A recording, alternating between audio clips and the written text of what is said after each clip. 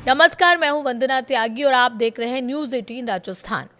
आज हम बात करेंगे उस खबर की जिसने करोड़ों यूपीआई यूजर्स के बीच हलचल मचा दी है। सोशल मीडिया पर लगातार ये दावा किया जा रहा है कि अब यूपीआई से भुगतान करना महंगा हो सकता है और 2000 रुपये से ऊपर के ट्रांजैक्शन पर चार्ज लग सकता है।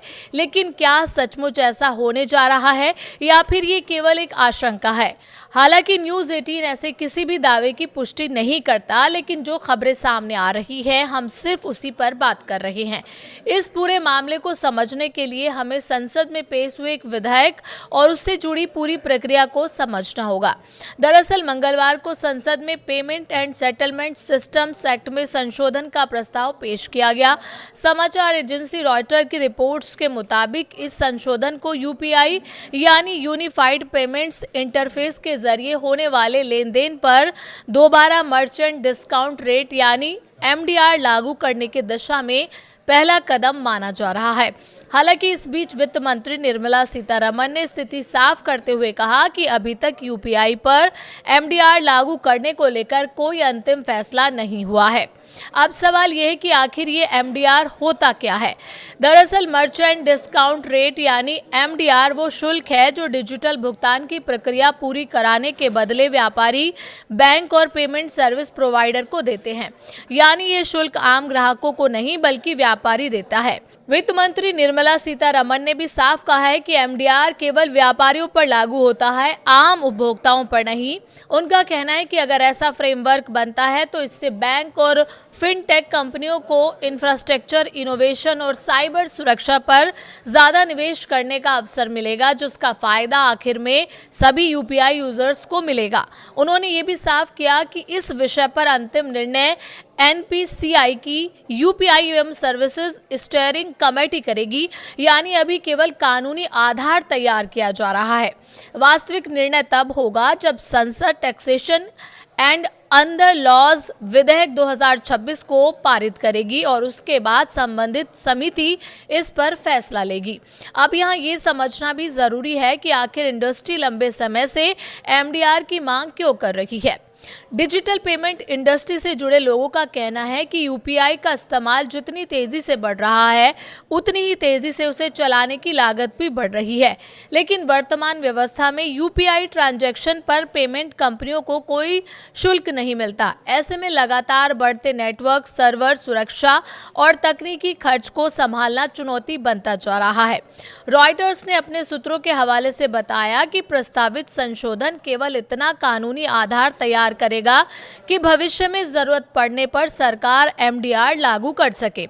हालांकि अभी ये तय नहीं किया गया है कि शुल्क कितना होगा, किन व्यापारियों पर लागू होगा या किन लेन देन पर लागू किया जाएगा। फिलहाल भारत में क्रेडिट कार्ड से भुगतान करने पर आमतौर पर लगभग 1.5% एमडीआर लगता है, जबकि डेबिट कार्ड पर करीब 0.9% तक होता है। लेकिन जनवरी 2020 से रुपे डेबिट कार्ड और यूपीआई भुगतान को पूरी तरह एमडीआर मुक्त रखा गया है।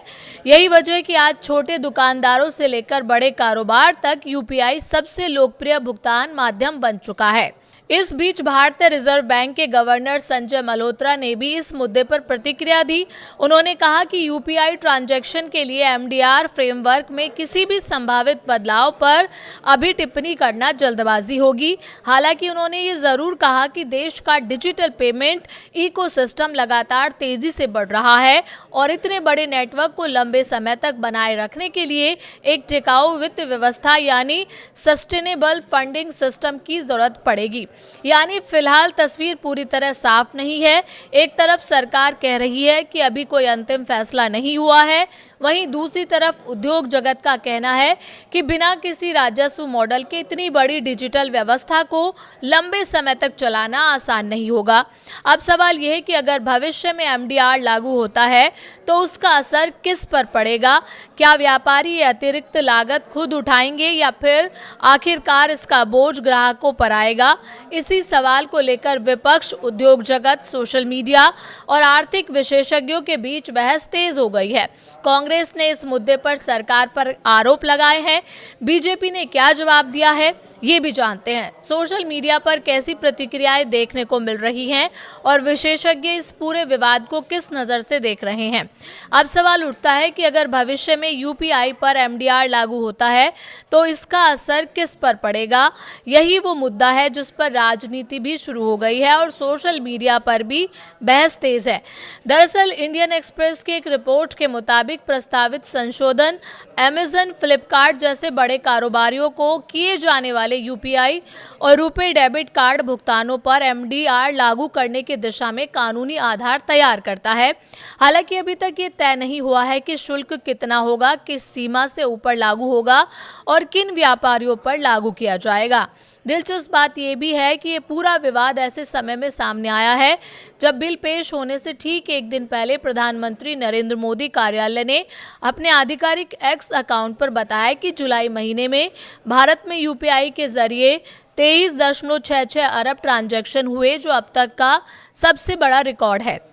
यानी एक तरफ सरकार यूपीआई की ऐतिहासिक सफलता का जश्न मना रही है तो दूसरी तरफ एमडीआर को लेकर नई बहस शुरू हो गई है। इस बीच कांग्रेस ने इसे संभावित कदम को लेकर सरकार पर तीखा हमला बोला। कांग्रेस ने आरोप लगाया कि सरकार अब लोगों की जेब पर नया बोझ डालने की तैयारी कर रही है। पार्टी ने अपने बयान में कहा कि सरकार आपकी जेब काटने का प्लान बना चुकी है। जल्द ही 2000 रुपये से ज्यादा के यूपीआई पेमेंट पर वसूली की जा सकती है। लोग पहले ही महंगाई से परेशान हैं, लेकिन सरकार ने नए नए तरीके से आम जनता पर बोझ डालना शुरू कर दिया है। हालांकि ये कांग्रेस का राजनीतिक आरोप है। सरकार की तरफ से अभी तक ऐसा कोई अंतिम फैसला घोषित नहीं किया गया है कि 2000 रुपये से ऊपर के हर यूपीआई भुगतान पर शुल्क लगेगा। अब जानते हैं कि बीजेपी की तरफ से इस पूरे विवाद पर क्या प्रतिक्रिया आई। बीजेपी सांसद और confederation of all India traders के महासचिव प्रवीण खंडेलवाल ने समाचार एजेंसी से कहा कि पहले विधेयक को पूरी तरह सामने आने दीजिए। उन्होंने कहा कि अगर सरकार ऐसा कोई कदम उठा रही है तो उसके पीछे निश्चित रूप से कुछ तार्किक कारण होंगे। उनके मुताबिक भारत ने जिस तेजी से डिजिटल भुगतान को अपनाया है वो दुनिया के लिए एक उदाहरण बन चुका है। यूपीआई ट्रांजैक्शन का स्तर वैश्विक रिकॉर्ड है। उनके मुताबिक जब विधेयक के पूरे प्रावधान सामने आएंगे तब स्थिति पूरी तरह साफ होगी। उनका कहना है कि इससे डिजिटल भुगतान व्यवस्था और मजबूत हो सकती है। जब उनसे पूछा गया कि अगर 2000 रुपये से ऊपर शुल्क लगाया गया तो क्या होगा, इस पर उन्होंने कहा कि किसी भी सेवा का उपयोग करने पर कुछ न कुछ लागत होती है।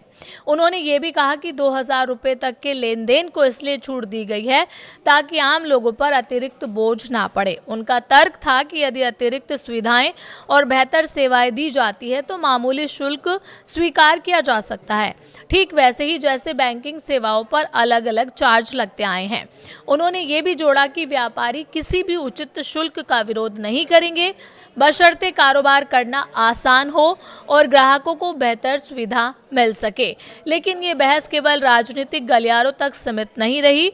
सोशल मीडिया पर भी हजारों लोगों ने अपनी राय रखी है।